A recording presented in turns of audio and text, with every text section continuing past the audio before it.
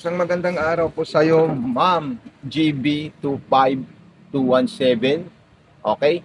Olive Batinga. So ito po ma'am yung order nyo pong sewing machine natin. Ayan po siya. Okay, so marami po siyang pa-previous po ma'am. Okay, so ito po yung mga pa-previous natin. At saka yung transformer niya po ma'am. Ngayon, kung meron po kayong katanungan ma'am, any concern about dito sa sewing machine po ma'am, meron po akong sticker na sasama. So dito nyo po ako ipipm po ma'am. Okay? So unang-una, meron po tayong TikTok, Mato Sewing Machine, FB page, Mato Sewing Machine Vlog, YouTube channel, Mato Sewing Machine. So huwag niyo po yung kalimutan ma'am, lahat i-subscribe, i-follow, i-like, i-share para po marami pong makakapanood sa ating video. So unang-una po ma'am, bubuksan po natin yung ating transformer at doon po natin isasaksak yung ating wire po ma'am. Okay? Ito po ma'am yung pinaka-special na gagawin nyo. Okay, so unang-una po, ito po yung transformer natin, doon po natin yan isasaksak. At ito naman pong transformer natin, isasaksak natin ma'am sa outlet. Huwag na huwag niyo po kakalimutan yan ma'am, okay? Okay, so isasaksak ko na po siya ma'am. Wait niyo lang po ako ma'am. Okay ma'am, Olive Batinga, so ito na po siya, naka-power on and off po tayo ma'am. So unang-unang gagawin po natin ma'am, meron po tayong switch dito sa gilid. So pwede niyo po siya i-off, pwede niyo po siya i-on, okay? So dito po yung monitoring natin, selector. Dito naman po yung ating spacing. Dito naman po yung wide para sa zigzagger. Okay, so ito po ma'am yung mga freebies natin. Swerte kasi sobrang marami po siya ma'am. Grabe, ang solid talaga nito ma'am. Wag na wag niyo po ma'am kakalimutan i-unbox din, i-share niyo sa TikTok shop para kumalat po sa buong nationwide ang ating video tutorial. At yung ibang bibili, makita nila na tayo po ay legit na nagbibigay ng video tutorial demo sa mga magbibili at mag-check out sa ating shop. Okay? So nang una po ma'am, itataas niyo po ito ma'am. Okay? Sumunod po, i-open niyo po ito ma'am. Okay? I-open niyo lang po ito para makuha niyo po yung bobbing natin ma'am. Ayan. I-open nyo lang po siya ng maayos. Ayan po siya ma'am. Okay. Then sumunod, tatanggalin nyo po ito ma'am. Ayan. Then, next step natin, ilalagay natin dyan. At tayo po ay kukuha ng sinulid. Itatali natin dito. For example po ma'am. Okay. So ito po yung sinulid natin. Pipindutin natin ito ma'am. So ayan po siya ma'am. Nagre-refill or nagpupundo po tayo ng sinulid po ma'am. Then, stop natin siya ma'am. Okay. Then, ayan po siya. Excuse me po ma'am. Sumunod dito naman po ma'am, ilalagay natin dyan. So tingnan nyo po siya ng maigi po ma'am. Ating i-ano po yan ma'am. Okay, isusum natin yan para makita nyo po siya ma'am. Ayan. Meron pong etiketa dito, indicator. So isasabit natin papunta po siya sa kaliwa po ma'am. Ayan, okay. So ganyan lang po yung tamang proseso ng ating sewing machine po ma'am.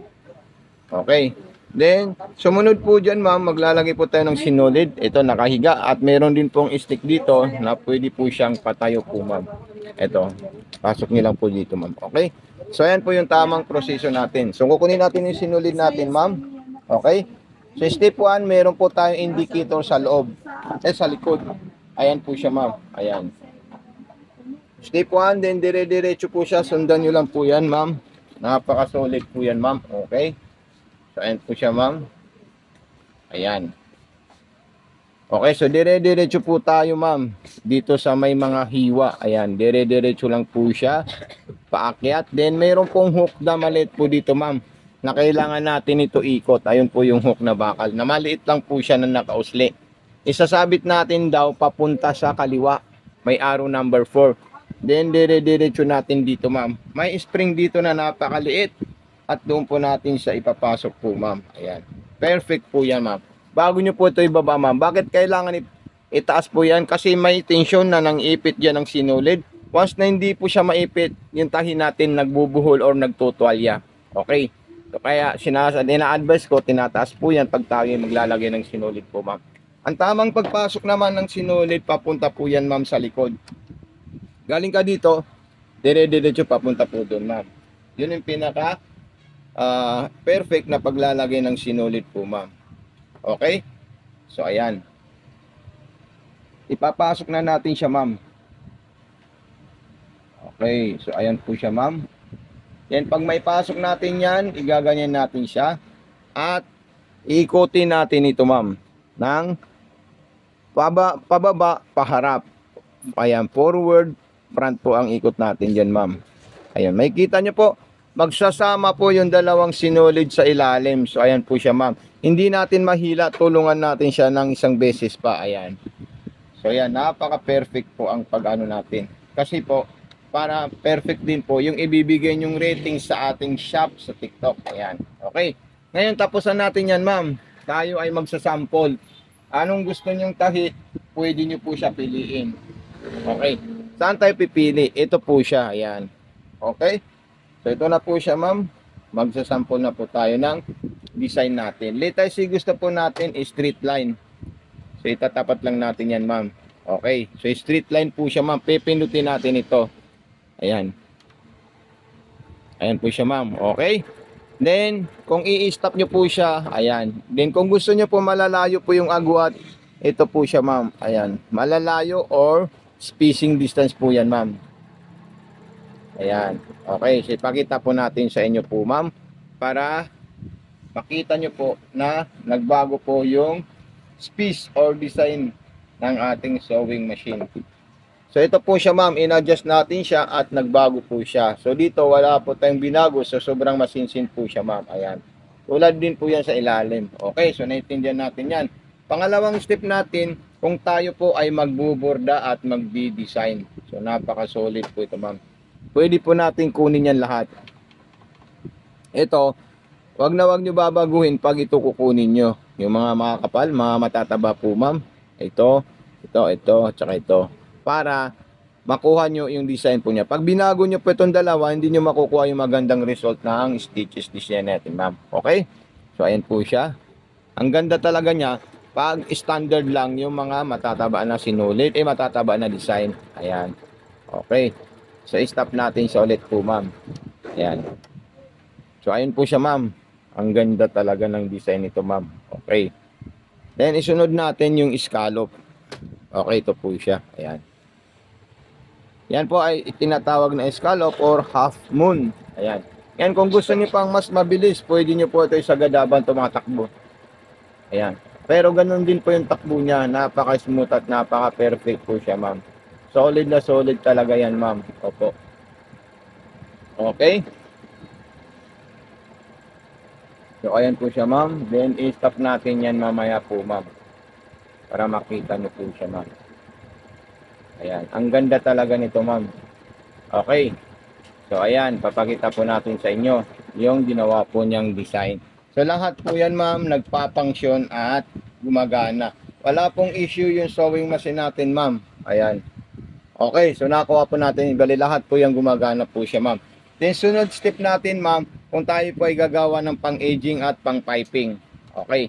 Ito po yung pang-aging natin para sa mga punit, borda, piping. Ito po siya, ma'am. Papipingan natin yung tela natin kumwari. Ayan. Pupunta po tayo dito. So, ayan po siya, ma'am. Ito, napakagandang design din po ito. Ito yung special features ng Jaguar na ganito. Ito, tsaka ito. Ayan. Ipapakita ko po sa iyo yun na, ma'am. Ma'am, olive batinga para pag ginamit nyo to, kabisado na po siya. Pag nakalimutan nyo, panoorin nyo po itong video natin, ma'am. Okay? So, ayan, napaka-solid po yan, ma'am. Okay po, ma'am, batinga, ito po yung butones natin. For example, ilalagay natin dyan at iano po natin yan. Okay? So, pwede nyo po yung tanggalin para makita nyo yung paggawa. Meron pong pressing plastic na kulay black po dito, ma'am. Ayan, para bumagsak po yan. Then, ilalagay natin yung special features niya para sa button holder. Napaka-astig to, ma'am. Ayan. Okay? So, ngayon po, ma'am, ikakabit natin siya. Ayan. Ayan. Pag naikabit natin siya, ang gagawin nyo po, ibababa nyo po yung threading BH po niya, ma'am. Ayan. So, depende na po sa iyo, ma'am, kung saan nyo po siya iumpisahin, paatras or paabante. Basta, tatandaan nyo na lang po yan, ma'am. Ayan. Okay? So, ayan. Then, pagkatapos, pupunta po tayo sa mataba at sa kapayat. Ayan. Mamaya, ito naman ang susubukan natin kasi kailangan natin kumuha ng butones. Hindi mo siya butones. Butones. Ayan po siya, ma'am. Okay? So, ayan po siya, ma'am. Makikita nyo po siya, umaatras po siya, ma'am. Then, gagawin niya yung size ng button holder na ipapagawa natin sa kanya po, ma'am. Ayan. Napakaganda talaga ito, ma'am, napili niyo po, ma'am. At napaka-solid. Ayan po siya, ma'am. Okay. So, ayan. Tapos na po niya, ma'am. Then, tatanggalin natin siya, ma'am. Mataba po yan para po yan sa pangmaong. Then, yung payat para sa mga cotton. Ayan. Check natin siya, ma'am. Dahil automatic na po yan na hihinto. Ayan. Okay. So, ito po siya, ma'am, ha. Ayan. Then, meron po din tayong freebies na panghiwa po dito, ma'am. Ayan. Yung freebies natin na panghiwa po, ma'am, ito po siya, ma'am. Ayan. So, hihiwain nyo lang po yan. Then, isunod natin naman po, ma'am, yung isang klase natin. Yung payat. Okay. Okay po, ma'am. So, ayan po siya, ma'am. Okay, ito naman po yung payat. Ayan. Punta po tayo dyan. Okay. Then, ito na, meron akong butones at ito ipapaliwanag ko po sa inyo, ma'am. Button, so pagkakabit ng butones kung paano po siya, ma'am. Target natin ito siya, ma'am. Okay? So, ayan po siya, ma'am. Then, ito po, wag po ito mawawala, ma'am. Dahil ito special features natin ito sa lahat ng design natin. Okay? So, ayan po siya, ma'am. Grabe, oh. Ang solid talaga, ma'am, oh. At napaka-perfect talaga po siya, ma'am. Okay. So, ayan po siya, ma'am. Tatanggalin natin yan, ma'am. Olive batinga. So, ito po siya, ma'am. Ayan. Then, itataas na natin ito. Huwag niyo po kakalimutan. Itataas yan. Para po matanggal natin yung pressure foot natin pag gusto po natin siya tanggalin po, ma'am. So, ito na po siya, ma'am, oh. Solid talaga, ma'am, oh. Ganda. Ngayon, ikakabit ko po ito, ma'am, butones natin. Ayan. Tanggalin natin yan. At ilalagay natin dito, ma'am. Ayan. Okay. So, ilalagay ko na po ito, ma'am. Ayan. Then, ilalagay muna natin yung tela at kakabitan natin siya ng butones. Ayan. So, ipapasok natin ito, ma'am. Ayan. Okay. So, ayan po siya, ma'am. Ang ganda talaga nitong napili niyo po, ma'am. Okay. So, pupunta po tayo dito, ma'am. Ayan. So, ayan. Tutuldok muna natin siya. Okay. So, medyo tumatama. Iorong natin ng konti. Ayan. Okay. So, ayan po siya, ma'am. Tingnan natin sa kabila. Ayan. So, ayan po siya, ma'am. Then, pindutin niya po ito. Pwede na po ilagay ng left speed. Ayan. So, magkakabit na po kayo ng sinulid. Ay, butones. So, hanggang dito lang po, ma'am, yung video tutorial natin, ma'am. So, huwag niyo po kalimutan mag-subscribe. Pa-support to sa aking YouTube channel po, ma'am. Mato Sewing Machine po, ma'am. So, makikita niyo po talaga napaka-perfect po talaga siya, ma'am. Okay? So, dito, ayan po siya, ma'am. Then, pagkatapos natin dyan, tanggalin natin yan. Then, ilalagay natin itong original natin, ma'am. Okay? So, ayan po siya, ma'am. Then, ating gaganito. Ilalagay natin yan, ma'am. At i-arrange na natin yung mga fridge natin. So, kompleto na po yan, ma'am. Wala na po tayong hanapin pang iba po, ma'am. Ayan. So, maraming salamat po sa iyo, ma'am. God bless and more power po, ma'am.